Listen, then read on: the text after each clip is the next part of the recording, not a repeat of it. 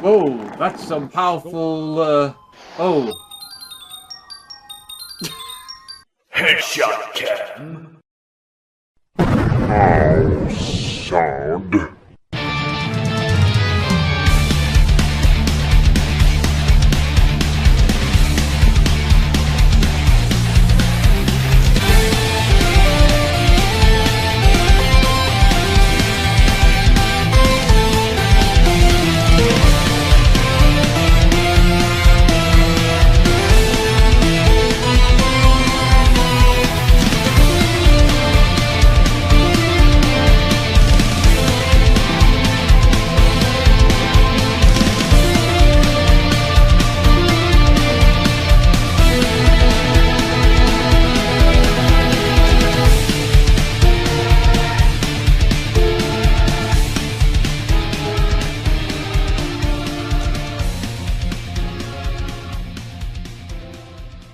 Hello everyone, welcome to MADPlay, starring Devarak Varun and Madhog Master, and tonight we are playing a very special little game from back in the day being the year of 1994, as it were, or 1995 if you're American.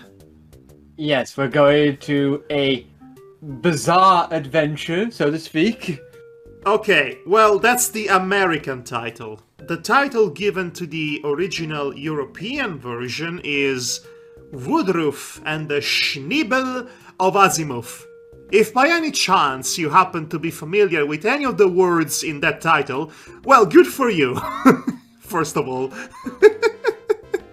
Second of all, how do you sell a game titled Woodruff and the Schnibble of Azimuth? You just basically tell everybody, hey, this is made by the same people who made the Gobliiins series. You like the Gobliiins series, right? Your soul is mine! I'm going to burn down the entirety of France. Much like Gobliiins 3, this was also a pretty nostalgic little gem of a video game from my childhood. I think it's fair to state that at this point we have extensively covered the Gobliiins series, the original point-and-click adventure trilogy by the French developing studio Cocktail Vision.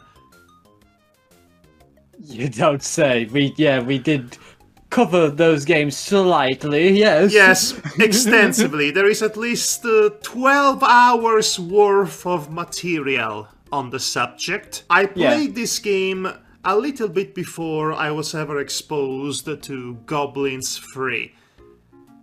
And that would be pretty much it for my overall experience with Cocktail Vision.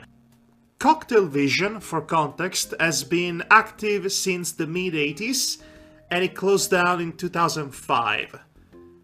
It was bought by Sierra Online in 1993, I believe, hence why Gobliiins 3 was copyrighted Sierra Online, and also this game is copyrighted Sierra Online. My presumption here is that Sierra acquired the studio for the purpose of competing against LucasArts for domination of the European market. As far as adventure games were concerned, the European market was being dominated by LucasArts, and there were many other local studios that opened up trying to get a foot in the market, which at the beginning of the 90s, as we all know, was very popular. Yeah, big booming, popular. It was very market short-lived, mind you, but it was very popular at the time. So Sierra wanted to have a big slice of that European pie. It was already the most popular studio in America, but the European market was a lot more welcoming to the genre. So my assumption is that Cocktail was acquired by Sierra to try and compete against all the other competitors in that continent. In our continent, I should say. We live in Europe, last time I checked. Well, yes. You technically are not part of Europe anymore, Devar, but There's two technicalities there, but let's not divulge. get into that. Right. Yes. So, Cocktail Vision, to recap, was bought by Sierra. Sierra was then absorbed by Vivendi Universal. Vivendi was consumed by Activision, and now Activision is part of the Microsoft family. This is all to say two things. Corporations and capitalism are bad, obviously. Ruins everything, yes. Ruins everything, and what was ruined here specifically is an entire library of games which, as far as I know, are not being sold anywhere. But luckily, all these games have become abandonware, and they have been conserved by very dedicated fans, which makes them very easy to find and to emulate. Yeah, it's thankful for video game preservation Yes. by people like us. Corporations will not care about preserving the arts. They have never been Patreons of the arts. They care about short-term profit. And this was a library that became part of another library that was bought by a bigger company, it was bought by an even bigger company, that was bought by the biggest company of all. At some point, everything will be owned by Disney, and Disney will be president. Disney will rule the entire planet. That's American imperialism in a nutshell. Speaking of which, so this was a lot of background to cover in a relatively short amount of time, and we are not even properly begun to talk about the game in earnest, and there is a lot to say about the game as well. Let's take that necessary talk and put a pin on it to bring it up later. For now, I'm going to take all of you, by force if I have to, shove you down into the car, into the small car, so you need to... Timmy, you're going into the baggage compartment. The point is, we are about to go into a journey, into a very bizarre adventure, if you will. Not that bizarre adventure, mind you, but it is a very bizarre adventure in its own unique way, for many a reason. But enough about me talking and rambling constantly, never shutting up, blah blah blah blah. This is Woodruff and the Schnibble of Azimuth. That's a real title. Yes, it's totally a real title. A title that I get all the meanings of. Anyway, let's begin.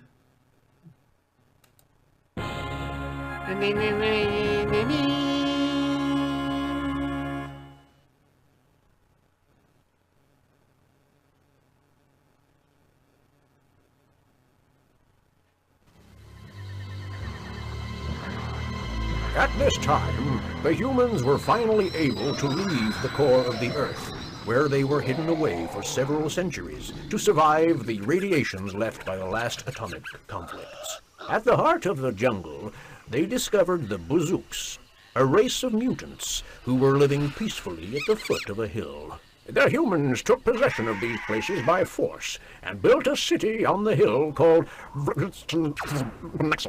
But the problem is, indeed, it's lots at...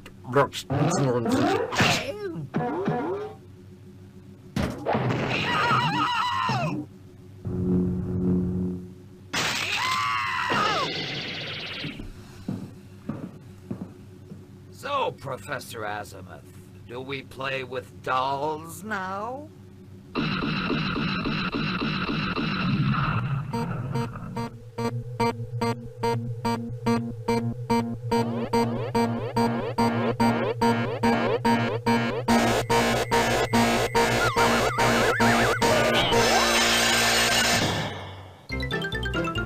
So, any questions?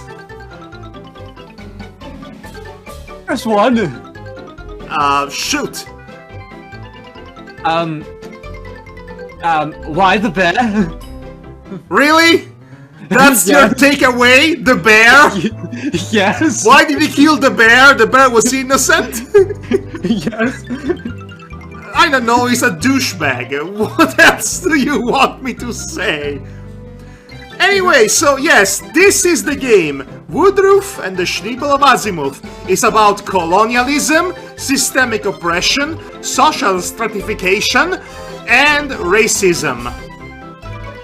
It's a comedy! Yay! Satirical comedy! No, not even that actually. The commentary is about as earnest and honest as it can get. Which makes all the wacky hijinks all the more tonally deaf, and I think this opening sequence exemplifies the issues that this game have, by the way. And now, we're here. Oh, stars everywhere. What happened to me? Ouch! What's this word schnibble that keeps popping up? So here we are, this is how the game begins. I think this game is a fascinating case study of good intentions, questionable execution, because you see the aesthetic presentation of... Thanks, Woodruff. You see the aesthetic presentation, the style of this game, and you are reminded of the Gobliiins series. That's because we have the same people who worked on the series and the same character designer that provides his signature exaggerated caricature style. Yeah. Which is fine if you're making a goofy comedy game like the Gobliiins series that's really not about much of anything at all. It doesn't have much in terms of its actual meat and potato. On the other hand, the actual meat and potato of Woodruff is a commentary on systemic oppression. And here we are. First screen just tells you everything about Woodruff and the Schnibble compared to the Gobliiins series, where basically Gobliiins series was a lot more colourful and very, you know, silly in its presentation. This one seems a bit more grim looking, dirty. I like the work that has been done in the backgrounds of this game. This entire setting, the futuristic dystopian city of looks lived in, and it's going to do that every few seconds if you don't do anything with him, by the way. Yeah. That gets annoying real fast. It's all part of the motif of goblins. The way I see it, Woodruff is unofficially Gobliiins 4. Except if, again, Gobliiins was suddenly a game that tackled real-life issues of oppression and society.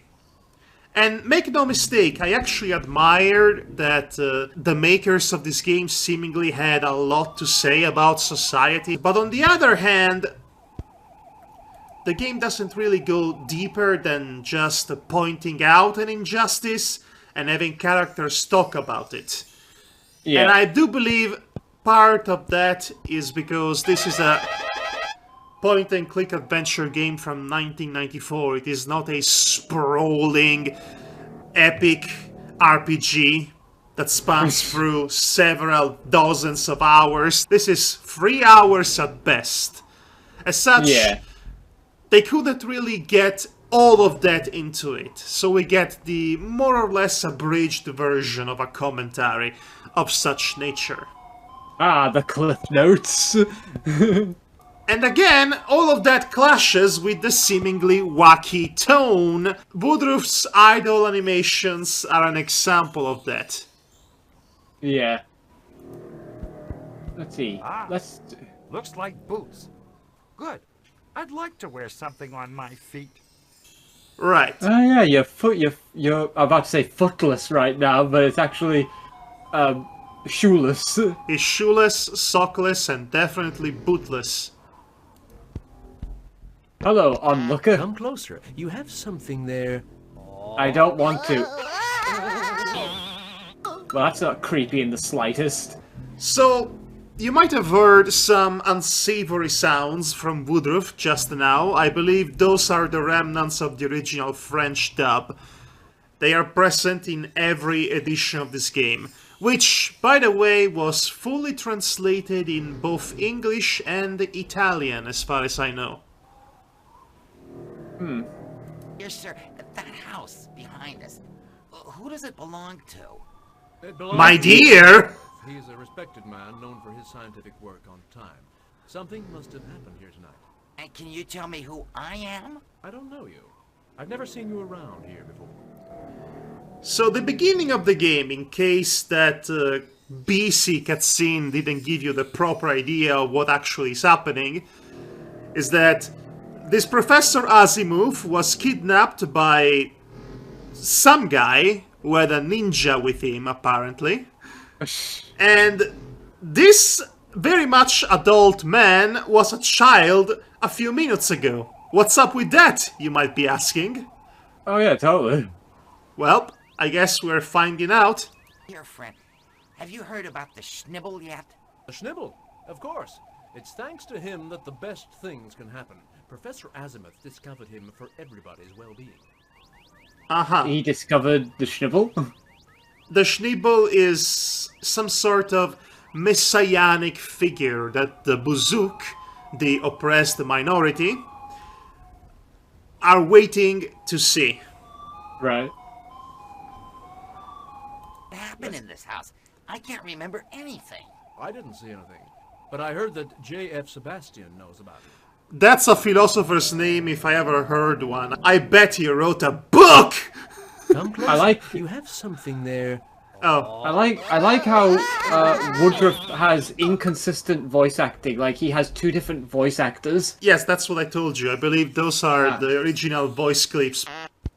It's just that he sounded different. You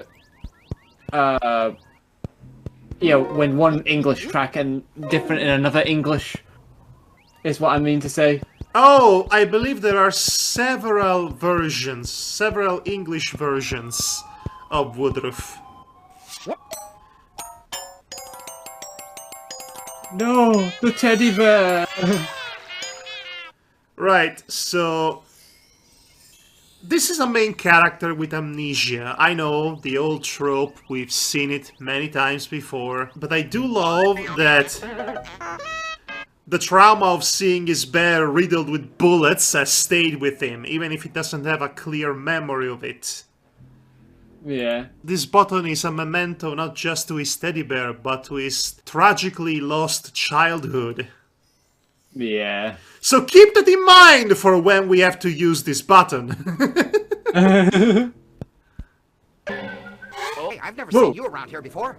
Have you paid all your taxes? Yeah, shut up! Again. It's the Quash Man. Sudation and body odor? Right, so... Okay, so there are some very obvious satirical elements to this game. The taxman that pops out of the trash can to list you a series of absurd taxes that you have to pay because you're poor. Yep. And the tax on dust, created by moving around.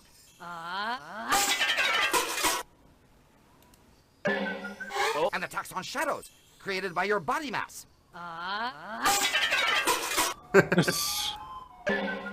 And the tax on pollution, created by your gluttonous and putrid breathing.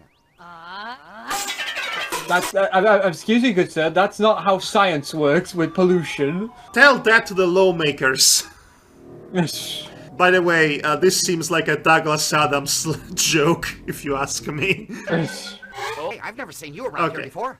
Have you paid?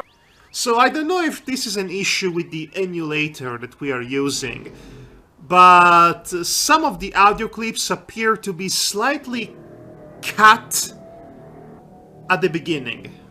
It gets progressively worse as the game progresses. Oh, look at that. Let's go home. Oh, look. Racism. Isn't that wonderful? Did I mention that this game is about systemic oppression, by the way? Mm-hmm. We certainly know. Oh, Stairs Street. We could buy our stairs. A burger? Must be a local delicacy. A burger? A burger.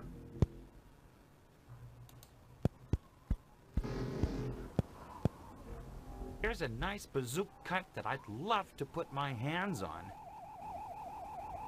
Okay, It's so... not safe to go that way. There are roadblocks and I don't have my ID. So, never mind the fact that you are amnesiac. You were a small child 2 minutes ago. You mean to tell me you know what an ID is, Woodruff? I don't buy it. It's not safe to go that way. There are roadblocks and I don't have my ID. And you know what a roadblock is? Apparently so. Okay, so this is extremely frustrating. There is an issue with the window of the game. It's very hard to move the cursor of the mouse to the left. So I cannot show this scene in full. And moving my character from one end of the screen to the next is going to be a problem. You might not have enough time to notice them, but I do love those still images that pop out in between screens. But they're not just self-serving hijinks like in the Gobliiins series. Now, this time, those still images in between screens, they provide world building and backstory. Which is great because there isn't much of that in this game. For obvious reasons. Straight to the sad bazooka. A billboard. Unfortunately, I can't make out what's inscribed because I can't read. And yet, But yet you could talk. And yet you know what an ID is. Oh well. Inconsistent much. Unfortunately, I can't make out what's inscribed because I... So, one of our early goals is to find boots for our bare feet and to learn how to read. Then we might fumble upon the plot of the game. Possibly. Oh look, it's the sad bazooka! Buddy, why are you so sad?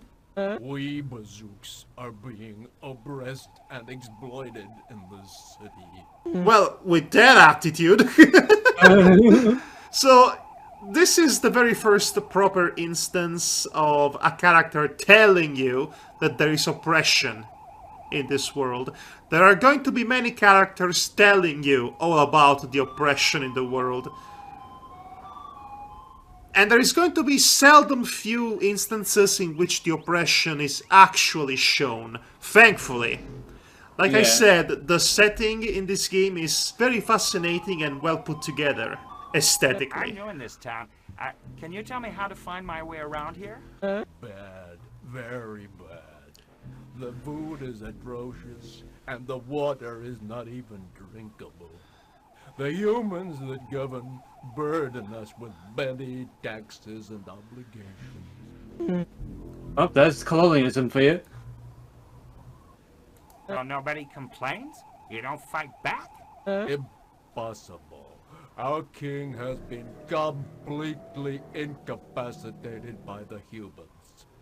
He is waiting for the Schnibble to come forth. He says he is our only hope. So, you don't get any special prizes in guessing who the Schnibble is. And what becomes of your wives and children? Those who do not abide are sent out to the jungle. Our women are depraved. Our young people are on drugs and jobbers. So this is a very 90s way of saying that many Bazook women end up as sex workers.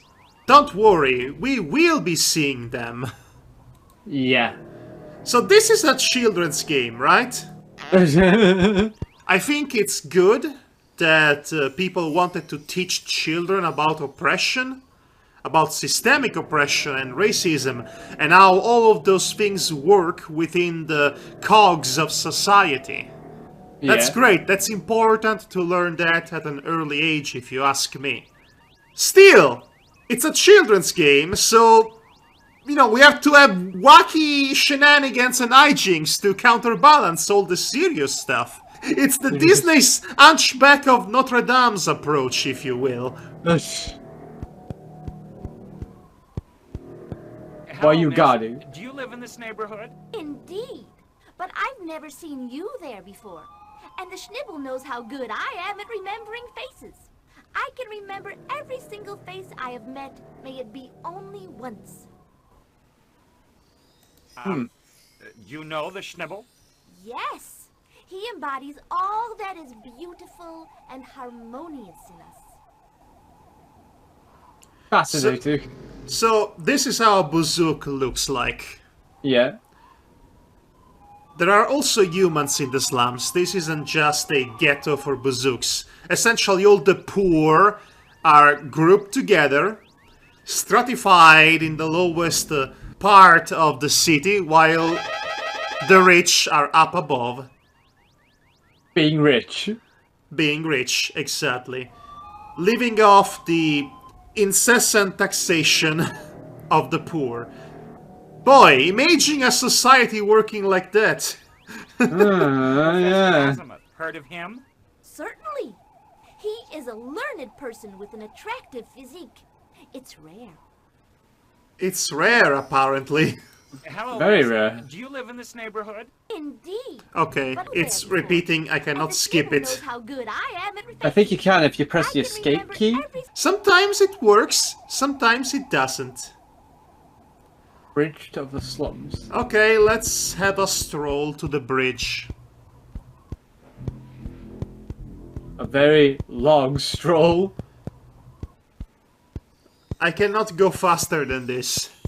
If you double click, is that a thing? No, it's 1994, not 1997. Right. Hey, Oh, look! more people. A mutant. And he's drinking.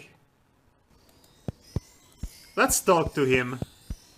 He's A mutant! It's a mutant! Whoa, that's some powerful, oh.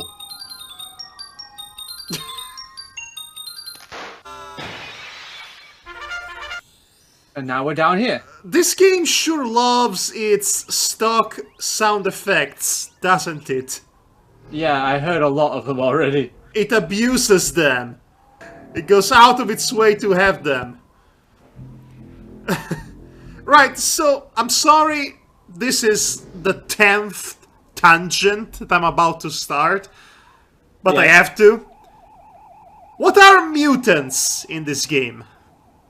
They are never explained, they are never contextualized, we are just told, hey, there are mutants. As in, there is this guy who's a mutant, and he's the only openly outed mutant in the entire digesis. So I don't know what the deal is with them. We know about the humans and their relationship with the Bozook. Yeah. Colonialists and colonized, essentially. But the mutants... This is the only mutant, by the way, that's, again, explicitly defined as mutant. I So... would not know what to tell you either on that front. So that's weird. And he's just there. He's just standing there on the bridge, being a literal obstacle to your progress. Voring you with a straw and then spitting you out as a bubble and you explode and walkie sound effects and all that. Yep, all the cartoon stuff. You see, Nuts. that's the issue with this game, right? There are two sides to this project. There are two halves of the development team. One half wanted Fallout. The other half wanted Saturday morning cartoons. The other half wanted to make Gobliiins 4. And this is the end result. Hey, friend, isn't there too much water? Do you think I can cross? Absolutely. There's no danger. You can go ahead. Trust me. You can go ahead, Franco. That's why we need Good shoes. Schnibble face. Can't trust you, can I?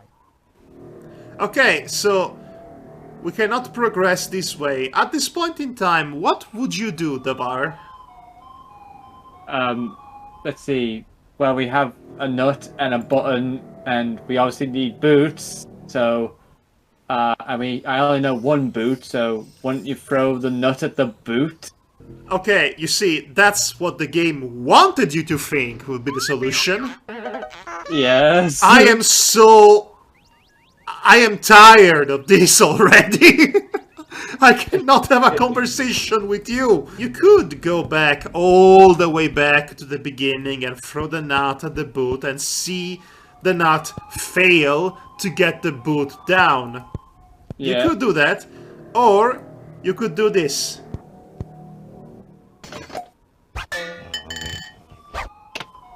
Ah. You had no way of knowing this beggar had a boot, and you had no way of knowing that the solution would be violence toward the beggar, and the nut would be useful for that. Now, this is the early stages of the game, and you only have 2 things in your inventory, so it won't take long for you to find out what needs to be done by clicking and combining everything with everything. Yeah. Now, take this simple, let's call it design philosophy, and apply it to the entire game. Oh no.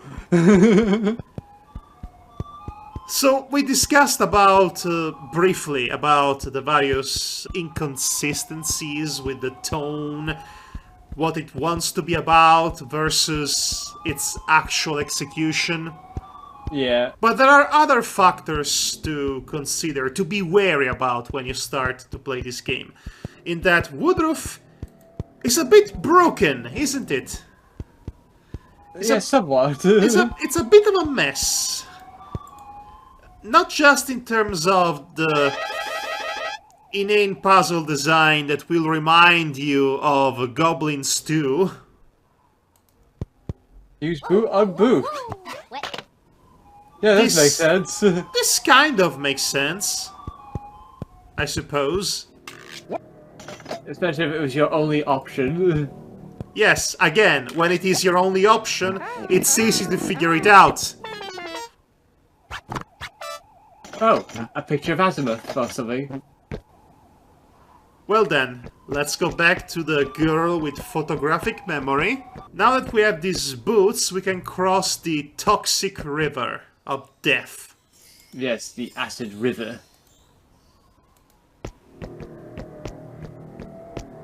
Made from the blood of xenomorphs. No, it's just pollution. That too, but It's a picture of Professor Azimuth. What a good-looking man. If you say so. Here is the article that came with the picture. It's about his research. And she keeps the picture. This will keep me company tonight. Article on Bazooka. We cannot read the article yet. It's about Azimuth, the scientist who embraced our cause. It says that anybody caught rallying in his favor will be harshly punished. So at this point, it should be obvious that Professor Azimuth, which is a human, by the way, is an ally to the Buzooks. Which is good. It's good. And he's a high-profile ally as well, one that people actually listen to. He is the one who's been rallying everyone about the imminent arrival of the Messiah, the Schnibble. Yeah. Yay! Now we can punch the beggar. Or push him. Okay, now I need to show you something. What? Let me save first. Save. Oh yeah, we haven't saved in a long while. Oh wow, it kept my old saving files. That's neat. Okay. Can't sing these nuts. Right. Don't ask. don't ask. It will make sense in time, I promise. I was gonna say that maybe I don't need to know because it's more funnier that way. Buggy shoes. So this game has a quirk to its level design. Yeah. There are fundamentally no dead ends while playing this game. There are a few game over screens in the latter half of the game, which are easily avoidable. Yeah. But for the most part, you don't get in a scenario in which you cannot beat the game. Unless... Wino's Alley?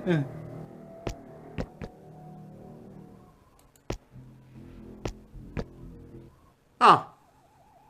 Well, I was going to show a prominent feature of this game in that you can lose your items forever if you leave them there and never pick them up. But maybe this is only a problem with my version of the game. Which is the version you play right now? No, I am talking about the original physical copy of this game that I've owned for the better part of 30 years by this point. Oh, right.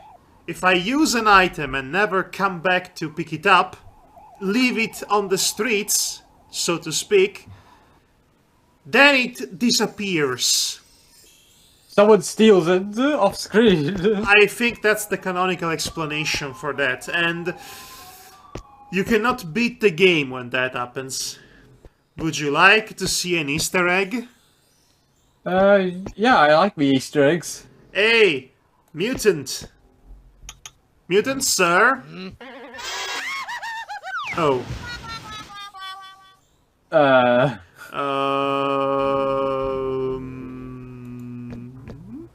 Did he just die?